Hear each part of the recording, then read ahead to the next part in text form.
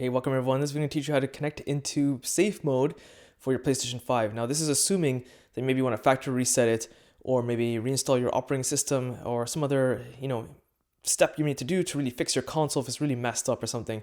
This is a very delicate menu. The reason I say that is because fiddling in here too much can really damage your console permanently, have major issues, and loss of data.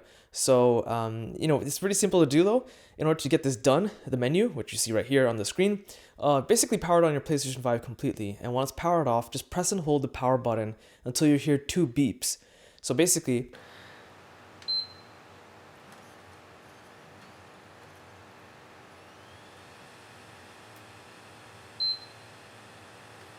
when you're pressing and holding the power button when it's off, the first time you hear a beep, it's just powering on. Continue pressing and holding it until you hear a second beep.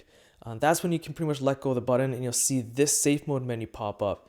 In order to use it and navigate it, your PlayStation 5 DualSense controller must be connected through a wired USB connection to the console itself, otherwise you can't navigate it.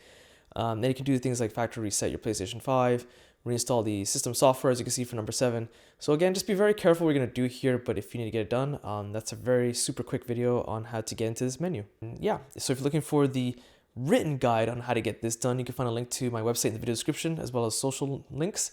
And be sure to hit the like button, subscribe, and thanks for watching.